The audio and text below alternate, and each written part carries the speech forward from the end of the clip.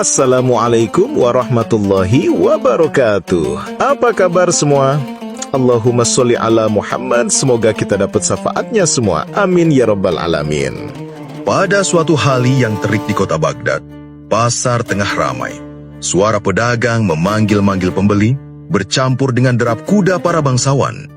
Di antara hiruk pikuk itu, seorang lelaki bertubuh tambun dengan kumis melintang tebal bernama Rentenir Harun tengah berkeliling sambil mencatat nama orang-orang yang berhutang padanya. Harun dikenal sebagai seorang yang kejam dalam menagih. Suaranya lantang, langkahnya berat, dan wajahnya selalu tampak garang. Orang-orang segera menyingkir ketika ia lewat. Anak-anak kecil bahkan sembunyi di balik ranjang dua.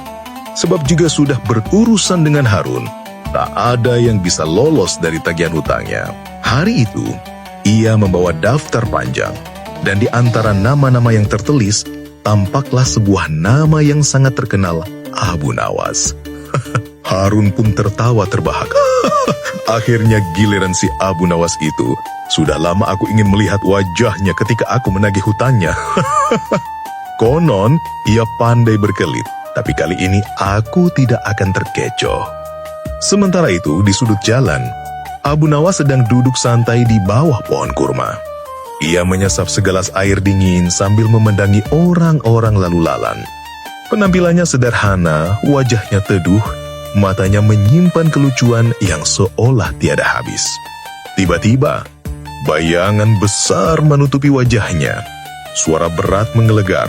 Abu Nawas, engkau berhutang kepadaku 20 dinar emas. Kini waktunya kau bayar lunas. Abu Nawas mengangkat kepalanya lalu tersenyum ramah. Wahai Tuan Harun, betapa terhormatnya aku dikunjungi seorang pria perkasa dan berwibawa seperti dirimu. Namun sebelum engkau marah-marah, izinkan aku menyuguhkan kurma manis ini. Tidak baik bicara soal hutang dengan perut kosong. Harun mendengus. Jangan coba-coba mengelur waktu. Aku tidak makan kurma, aku makan emas. Orang-orang yang berkumpul mulai berbisik-bisik. Kalau Abu Nawas kali ini, mana mungkin ia bisa membayar hutang sebesar itu, kata seorang ibu penjual kain. Namun Abu Nawas tetap tenang. Ia mengalus janggutnya sambil berkata lirih namun cukup keras untuk didengar halayak. Tuan Harun, hutang itu perkara serius. Tapi tahukah engkau, aku memiliki cara yang sangat unik untuk melunasi hutangku. Bahkan tanpa mengeluarkan satu keping pun emas. Harun terperangah. Apa maksudmu Abu Nawas? Jangan berbelit-belit. Abu Nawas bangkit berdiri. Tubuhnya tidak sebesar Harun. Namun wibawanya membuat kerumunan mendekat ingin tahu. Ia menatap sang rentenir sambil tersenyum penuh arti. Jika aku ingin hutangku lunas, maka bersabarlah sehari saja. Karena besok aku akan menunjukkan kepadamu cara yang bahkan lebih cepat dari memungut emas di pasar. Harun semakin penasaran meski tetap menahan amarah. Baik, aku beri engkau waktu sehari saja. Jika besok kau tidak membayar, aku akan menagihmu dengan cara paling keras yang pernah ada. Kerumunan bergemuruh. Sebagian cemas, sebagian tertawa karena yakin Abu Nawas sedang mengetakan akalnya yang tak terkira. Abu Nawas kembali duduk santai. Lalu dengan nada penuh teka-teki, ia berkata, besok engkau akan melihat. Hutangku akan lunas otomatis tanpa aku membayar sepeser pun. Saksikanlah. Harun mendengus sekali lagi, lalu pergi dengan langkah berat. Namun di hatinya ia diam-diam gelisah. Bagaimana mungkin hutang bisa lunas otomatis tanpa dibayar? Dan disinilah kisah cerdik Abu Nawas bermula. Malam itu, Baghdad diselimuti cahaya bulan yang memantul di kubah-kubah masjid dan atap rumah-rumah pedagang. Suasana pasar mulai lengang. Hanya tersisa beberapa pemuda yang bercengkrama di sudut jalan. Namun, di rumah sederhana milik Abu Nawas, suasana justru berbeda. Ia duduk bersila di ruang tengah dengan wajah serius yang jarang ia tunjukkan. Di hadapannya terhampar sebuah wadah tanah liat berisi air jernih, seikat tali, dan beberapa lembar kain usang.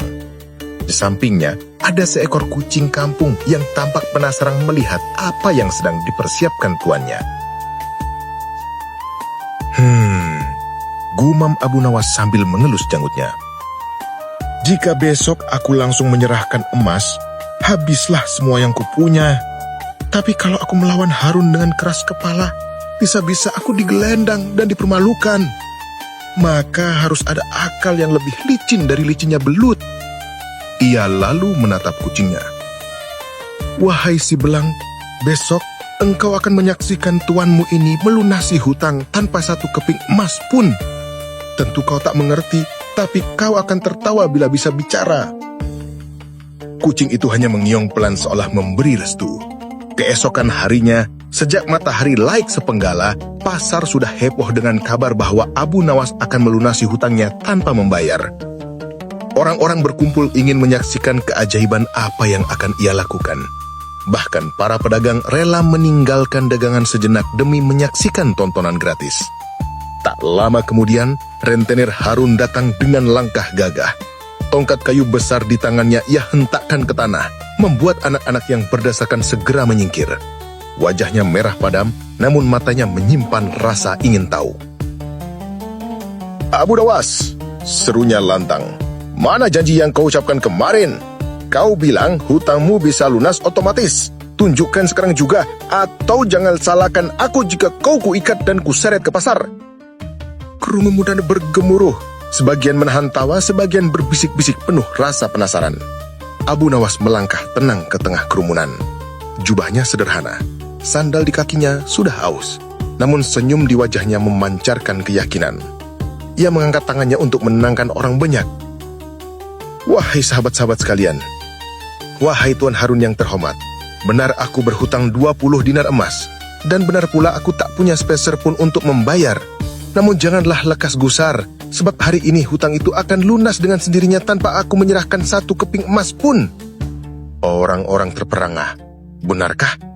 Bagaimana bisa? Bisik seorang pemuda penjual minyak wangi. Abu Nawas menoleh ke arah Harun lalu berkata lantang. Tetapi sebelum aku membuktikan, aku ingin engkau bersumpah di depan semua orang. Apapun yang terjadi, engkau harus mengakui bila hutangku telah lunas. Kau berani bersumpah? Harun mengangkat alisnya, merasa tertantang. Baik, aku bersumpah di hadapan orang banyak ini. Jika caramu berhasil, aku akan mengakui hutangmu lunas. Namun, bila ternyata kau mempermainkanku, maka jangan salahkan aku bila kau kuikat dan kuseret. Abu Nawas menunduk hormat lalu tersenyum tipis. Sungguh bijak dan adil jawabanmu, wahai Tuan Harun. Maka bersiaplah engkau menyaksikan sesuatu yang tak pernah terbayangkan sebelumnya. Kerumunan semakin riuh. Semua mata tertuju pada Abu Nawas yang tampak tenang namun penuh misteri. Apa gerangan rencana aneh yang telah ia siapkan? Bagaimana mungkin hutang bisa lunas otomatis tanpa membayar? Pagi itu, pasar Baghdad penuh sesak. Pedagang lupa menawarkan dagangan. Pembeli lupa menawar harga. Semua hanya ingin menyaksikan bagaimana Abu Nawas melunasi hutangnya tanpa mengeluarkan emas sepeser pun. Bahkan, kabar itu sampai ke telinga para pengawal istana. Beberapa di antaranya ikut menyelinap di antara gerumunan. Abu Nawas berdiri tegak di tengah lingkaran manusia. Wajahnya tenang, matanya bersinar jenaka. Sementara Harun, si rentenir berdiri dengan dada membusung. Tongkatnya siap menghantam tanah bila kesabarannya habis. Cepat, Abu Nawas, bentak Harun. Tunjukkan kepadaku keajaibanmu. Kau sudah membuat orang-orang berkumpul hanya untuk menonton sandiwara. Jangan buang waktuku. Abu Nawas mengangkat tangan menenangkan kerumunan. Lalu ia berkata lantang dengan suara yang terdengar jelas hingga ke barisan paling belakang. Baiklah, aku akan melunasi hutangku. Tetapi caranya adalah dengan sebuah sumpah. Orang-orang terkejut. Seorang pedagang rempah berbisik pada tetangganya. Sumpah apa? Hubungan sumpah dengan hutang? Abu Nawas melanjutkan. Aku akan bersumpah di hadapan orang banyak ini. Dan sumpahku, wahai Tuan Harun, akan membuat hutangku hilang begitu saja tanpa perlu emas tanpa perlu perak. Tetapi engkau harus berjanji sekali lagi, apapun yang keluar dari mulutku dalam sumpah ini, engkau harus menerimanya. Harun menyeringai, merasa menang. Baik, aku sudah bersumpah semalam dan kini aku bersumpah lagi. Apapun sumpahmu, aku terima. Tapi awas kalau sumpahmu itu hanya tipu muslihat. Kerumunan bersorak menanti dengan nafas tertahan. Abu Nawas menunduk sejenak, lalu mengangkat wajahnya ke langit biru. Dengan nada khidmat, ia mulai mengucap, "Demi Allah yang maha mengetahui segala isi hati, aku bersumpah, jika aku masih berhutang pada Harun, maka semoga aku menjadi budaknya selama-lamanya. Namun jika aku tidak lagi berhutang, maka Harunlah yang berhutang kepadaku 2 kali lipat dari jumlah yang ia tagih." Kerumunan terdiam, mata-mata terbelalak, suara bisik-bisik pecah di mana-mana. "Apa maksudnya itu?" tanya seorang penjual tembikar. Kalau hutangnya masih ada, Abu Nawas jadi budak. Tapi kalau hutangnya dianggap lunas, Harun malah harus membayar Abu Nawas, sahut seorang lelaki tua sambil tertawa terpingkal-pingkal. Wajah Harun memerah bagai udang direbus. "Apa-apaan ini, Abu Nawas? Kau mempermainkan sumpah suci." Namun kerumunan segera berseru serempak. "Engkau sudah bersumpah akan menerima apapun sumpah Abu Nawas. Tidak bisa kau tarik kembali." Harun terdiam. Ia memang sudah terperangkap oleh kata-katanya sendiri. Sementara Abu Nawas tersenyum puas. Seakan-akan seekor burung kecil berhasil keluar dari jebakan yang paling kokoh. Abu Nawas lalu menambahkan dengan suara tenang namun menusuk, "Wahai Tuan Harun, bila engkau benar-benar yakin aku masih berhutang, ambillah aku sebagai budakmu sekarang juga. Tapi ingat, bila ternyata hutangku sudah lunas, engkaulah yang harus membayar 2 kali lipat kepadaku." Kerumunan tertawa terbahak-bahak. Sebagian menepuk-nepuk pundak Abu Nawas, sebagian menyoraki Harun yang tampak kebingungan. Hari itu, pasar Baghdad lebih riuh daripada hari raya. Semua orang menunggu apa yang akan dilakukan Harun setelah terjebak oleh sumpahnya sendiri. Pasar Baghdad hari itu gempar luar biasa. Semua mata menyorot ke arah Harun si rentenir. Tubuhnya yang tambun mulai berkeringat deras.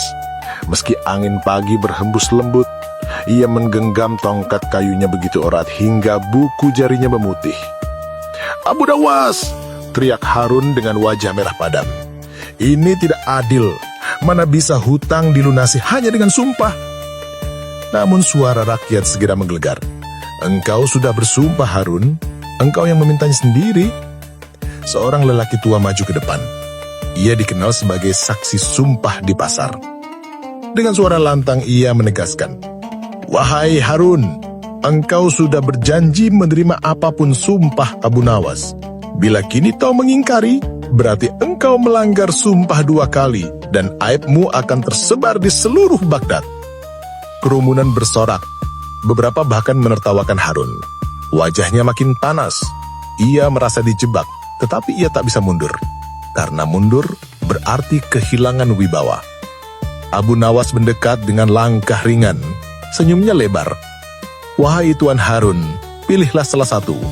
Apakah engkau ingin menjadikanku budakmu? Atau mengakui bahwa hutangku telah lunas, bahkan berbalik, engkau yang harus membayar?" Kerumunan terdiam menanti jawaban. Harun menelan ludah.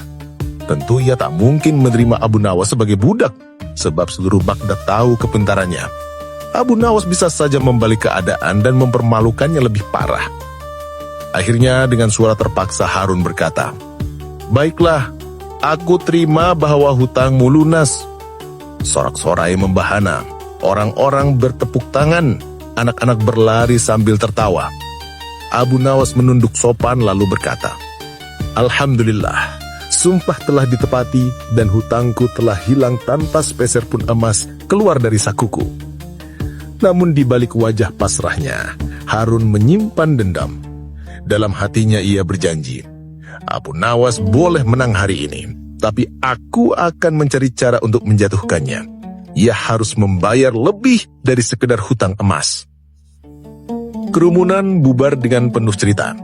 Hari itu, pasar Baghdad menjadi saksi kecerdikan Abu Nawas yang sekali lagi mampu lolos dari jeratan hutan dengan akal bulusnya. Malam harinya, Harun tak bisa tidur. Wajah Abu Nawas yang tersenyum penuh kemenangan terus terbayang. Dendamnya membara, maka ia pun bangkit mengenakan jubah hitam dan berjalan menuju rumah besar wali kota Baghdad, seorang pria bijaksana bernama Syahdan Al-Faqih. "Wahai wali kota," teriak Harun begitu diizinkan masuk. "Aku telah dipermalukan di pasar oleh si Abu Nawas. Ia melunasi hutangku hanya dengan sumpah tipu daya." Wali kota menatap Harun dengan tenang. "Ceritakan dari awal, wahai Harun. Jangan terburu marah, sebab amarah menutupi akal." Harun pun menceritakan bagaimana Abu Nawas bersumpah, bagaimana ia sendiri terjebak oleh kata-katanya, dan bagaimana seluruh rakyat menyorakinya. Setelah mendengar itu, wali kota tersenyum tipis. "Wahai Harun, sungguh engkau yang menggali lubang untuk dirimu sendiri. Engkau bersumpah menerima apapun sumpah Abu Nawas, maka jangan salahkan ia jika memanfaatkan celah itu." Harun hampir melonjak. "Apakah engkau pun berpihak padanya?" "Aku ingin keadilan, wali kota. Bukankah hutang tetaplah hutang?" Wali kota mengangguk pelan. "Benar, hutang tetap hutang. Namun di hadapan rakyat, engkau sudah menerima sumpahnya. Bila aku membatalkan, maka seluruh Baghdad akan menertawakanmu lebih parah." Harun meremas tongkatnya, mukanya masam. "Lalu apa yang harus kulakukan? Aku tidak sudi kalah begitu saja." Wali kota berpikir sejenak lalu tersenyum. "Jika engkau ingin menguji Abu Nawas lagi, bawalah perkara ini ke hadapan Khalifah Harun Ar-Rasyid. Beliau sangat menyukai teka-teki dan tipu muslihah. Jika Abu Nawas benar-benar cerdik, biarkan ia berhadapan langsung dengan sang Khalifah. Jika ia gagal, engkau akan mendapatkan keadilan." Harun mengangguk cepat. "Baik, aku akan lakukan itu." Maka, keesokan harinya, ia pun bersiap membawa perkaranya ke istana. Kabar cepat menyebar di Baghdad. Abu Nawas akan dipanggil ke istana oleh khalifah karena ulahnya melunasi hutang dengan sumpah. Rakyat makin bersemangat. Sebagian menduga Abu Nawas akan dihukum. Sebagian lagi yakin ia akan keluar sebagai pemenang. Di istana megah, Khalifah Harun Ar-Rasyid duduk di singgah sananya yang berlapis emas. Matanya tajam, namun wajahnya penuh wibawa. Di sampingnya duduk para penasehat. Sementara Harun si rentenir berdiri sambil menunduk menanti giliran bicara. "Ceritakan padaku, titah Khalifah." Maka Harun membeberkan semuanya, menambahkan bumbu seakan-akan Abu Nawas mempermainkan hukum. Khalifah mendengarkan dengan seksama lalu memanggil pengawal. "Bawa kemari Abu Nawas." Tak lama kemudian, Abu Nawas masuk dengan langkah tenang.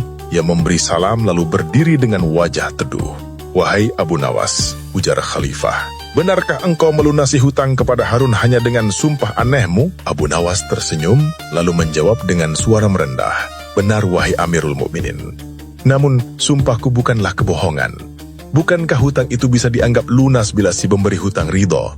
Dan bukankah Harun sendiri telah ridho dengan sumpahku di hadapan orang banyak?" Khalifah tersenyum tipis, matanya berkilau. "Kau pandai berbicara, Abu Nawas. Tapi katakan padaku, apa maksud sebenarnya dari sumpahmu itu?" Abu Nawas mengangkat kepalanya berkata penuh keyakinan, "Maksudku sederhana, wahai Amirul Mukminin. Hutang sejati bukanlah pada emas atau perak, melainkan pada kejujuran dan kepercayaan. Bila Harun kehilangan kejujuran karena tamat, maka dialah yang sebenarnya berhutang kepada rakyat 2 kali lipat lebih berat daripada hutang emas." Ruangan hening. Para penasehat saling pandang, kagum pada keberanian Abu Nawas. Khalifah pun terbahak, menepuk-nepuk lututnya. "Luar biasa Abu Nawas. Kau benar Harun. Engkaulah yang kalah. Hutang itu kuanggap lunas dan engkau tak boleh lagi menagihnya." Wajah Harun pucat pasi. Ia ingin membantah tetapi tak seorang pun berani melawan keputusan Khalifah. Sejak hari itu, berita kemenangan Abu Nawas menyebar ke seluruh Baghdad. Orang-orang membicarakan kecerdasannya di pasar, di kedai kopi, hingga di lorong-lorong sempit. Nama Abu Nawas semakin harum, sementara Harun si rentenir semakin terpuruk ditertawakan bahkan oleh anak-anak kecil. Abu Nawas sendiri tidak bersorak gembira berlebihan. Ia hanya tersenyum tenang, berkata kepada sahabat-sahabatnya, "Ingatlah, bukan karena aku pandai bicara hutangku lunas, melainkan karena Allah menolong dengan akal sehat. Hutang yang benar bukanlah yang terikat pada emas atau perak, melainkan pada hati yang tamak. Hari-hari pun berjalan. Harun akhirnya enggan lagi menagih hutang dengan cara kasar. Ia menjadi lebih berhati-hati, meski tetap saja sifat tamaknya belum hilang sepenuhnya. Sementara itu, Abu Nawas kembali pada kehidupannya yang sederhana, duduk di bawah pohon kurma, bercanda dengan rakyat kecil dan kadang tersenyum sendiri bila mengingat wajah Harun yang merah padam ketika seluruh Baghdad menyorakinya. Ah, gumar Abu Nawas, betapa indahnya bila hutang bisa lunas otomatis. Bukan karena emas, bukan karena perak, tetapi karena orang yang menagihnya sendiri terjerat oleh keserakahannya. Demikianlah kisah Abu Nawas kali ini. Sebuah kisah yang mengajarkan bahwa kecerdikan mampu mengalahkan kerakusan dan bahwa orang yang tamak pada akhirnya akan memikul hutangnya sendiri. Sekian dulu, sampai jumpa di kisah selanjutnya. Wassalamualaikum warahmatullahi wabarakatuh.